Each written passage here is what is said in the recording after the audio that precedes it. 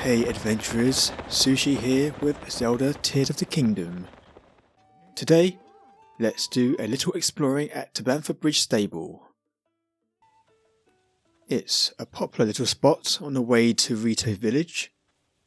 A small, quiet retreat and reprieve at the inn, with some local sightseeing of the fauna and flora.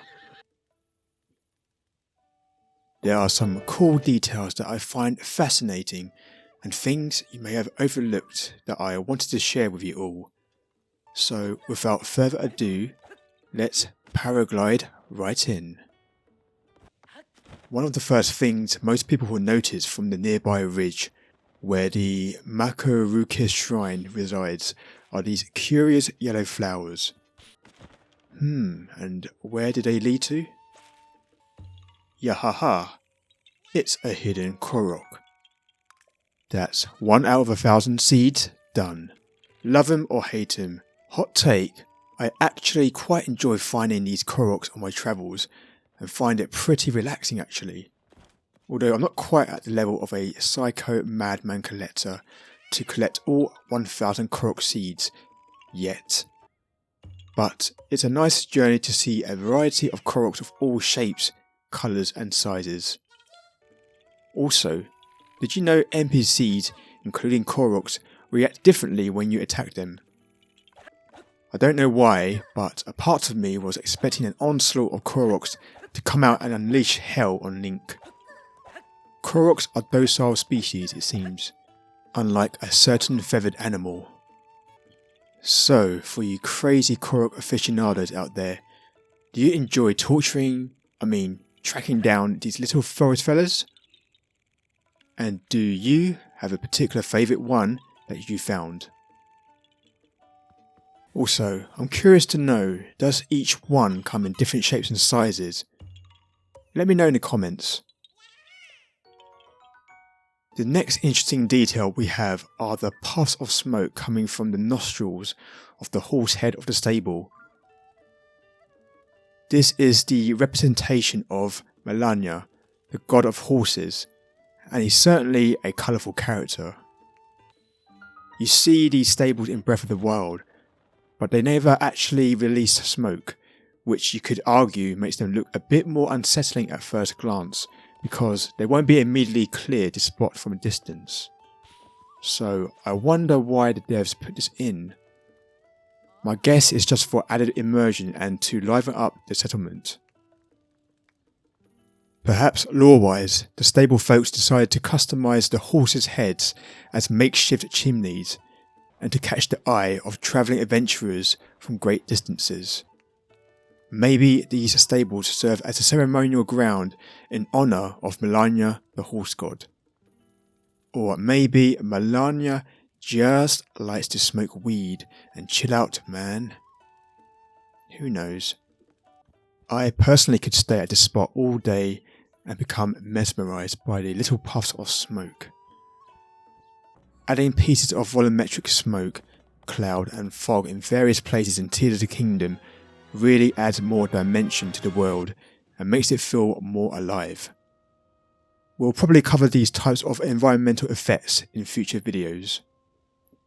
Next up, we have a returning character of the Zelda series, Beetle, the merchant who sells small goods for the wandering traveller. He stocks things like arrows, fire fruit and butterflies. However, looking at the various stuff he's carrying, we notice he has what I'm guessing are carrots and apples. Things you don't see in a shop. Interesting. Perhaps he uses these as food for himself, and quite possibly these are enduro carrots to give him much needed stamina to traverse long distances across the great plains of Hyrule. One wonders what other things he tucks in his bags. Also, did you know his rucksack is in the shape of a golden beetle? Such a cool detail that I didn't notice at first until this current playthrough. Yeah, I know, it's a massive bag that is pretty noticeable, but I guess I just glossed over analysing Beetle's big hump initially. Upon further inspection, note he carries a small coral-coloured snail pouch. All of these highlights Beetle's big appreciation of bugs in a subtle and not so subtle way. Lastly, did you know Beetle is actually a Kung Fu master? Well, not really, but he seems to act like one when he gets into defensive mode. Check this out. I love the animation detail as he hides away his wooden board above him, and then brings it back down as he returns to his default sitting position. I reckon Beetle will put up a pretty good fight, don't you think? Would love to see him have a duel with Link, or hell, even attempt to give a good ass whipping to the big G himself. So let's look around and talk to some more people.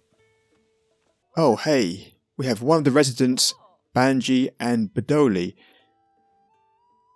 a citizen of Rito village. Think you know what we need to do now. Nearby, we have some cute white goats housed in a pen and manned by another resident of the stables. Interestingly, the pen has no gate, but these goats don't seem like the type to do a runner. Well, let's see if we can change that and attempt to herd these guys out. Testing my theory, you can indeed scare them out of the enclosure. And they're also smart enough to walk back home if you leave them alone. Although sometimes they may become lost and confused. I tested to see how far a goat would run out. It's surprisingly quite a bit of travel. I was half expecting they'd be programmed to turn towards a pen at a certain point, but this goat kept going and going. I stopped at a certain distance, but have you guys tried it before and tested how far they'll go? After a hard day's work of goat scaring, night begins to fall. I do love me some good nightlife exploring.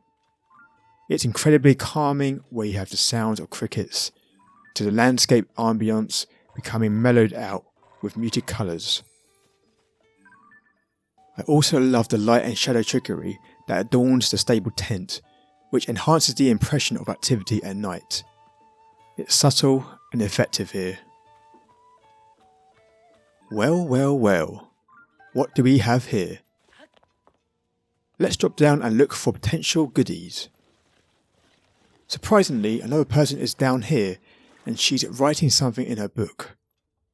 What does it entail, one wonders? Anyone smart enough to translate the Hylian text here, leave a message in the comments. Let's get her attention with a bit of prodding now, shall we? A pretty reasonable standard reaction. So, this is Farah, a whale enthusiast, and she's dedicating her life to investigating 58 whale systems like this across Hyrule. The sound team for Tears and Breath did such a fantastic job as a whole design experience, and I wanted to highlight an example as you hear Farah's voice echoing around the large, damp, cavernous environment.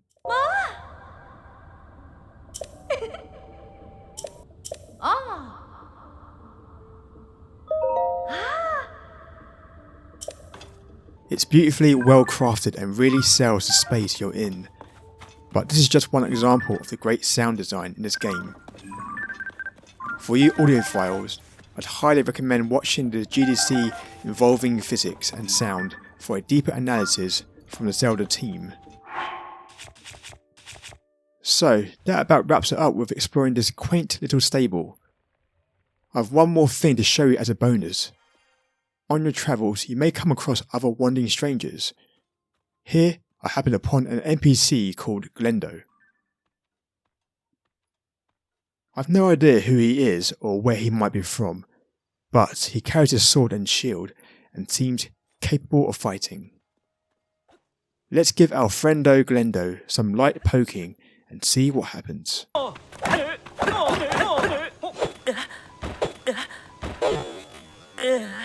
Well, what do you know? Link gets slapped right back, and rightly so. Such a great detail and a nice touch from the Zelda devs. The message here is there should never be any bullies in any kind of world, and this rings true for a hero of time. Don't be a bully, don't do this in real life. In a video game, sure, there are no repercussions if it makes you feel better. Hope you enjoyed this video, and if it tickles your Zelda spots in one way or another, perfect. Check out more from me and give your support with a like, comment and subscribe. Have a fantastic day, adventurers, and see you on the next one.